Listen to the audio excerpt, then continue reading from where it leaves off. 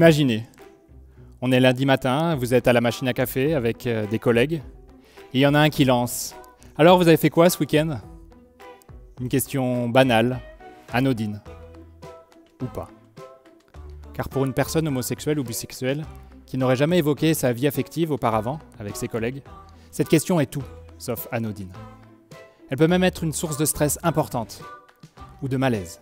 Comment ils vont réagir si je leur dis que je suis parti en week-end avec mon compagnon?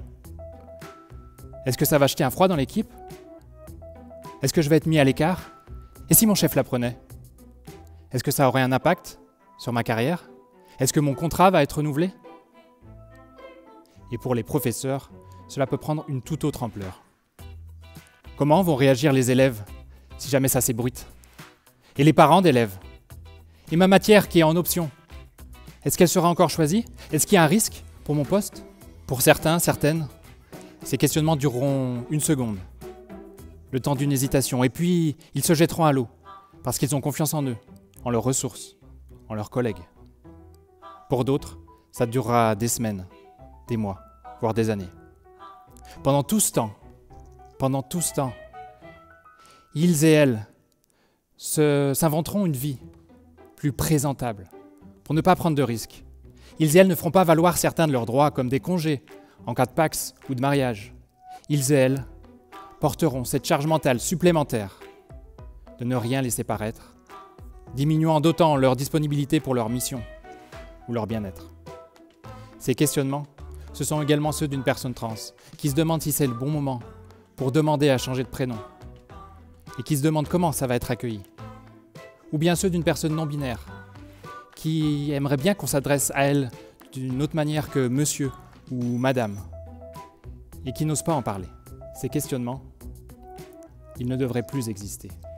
Rester caché, taire une partie aussi importante de sa personnalité, personne ne devrait avoir à vivre ça.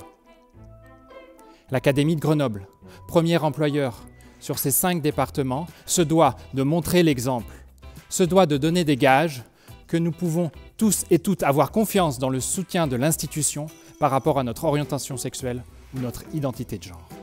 Au sein de l'Académie, c'est notre ambition. Et cela va se développer sur l'année 2024-2025 et dans les années à venir autour de 4 axes.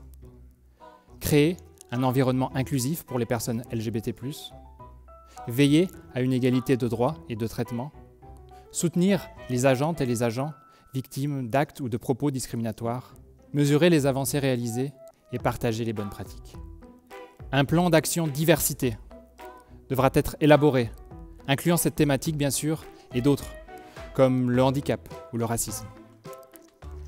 Ainsi, ensemble, par ces actions et notre engagement en faveur de l'inclusion de toutes et de tous, nous montrerons, pour les personnels comme pour les élèves, qu'ici, au sein de l'Académie, on peut être soi.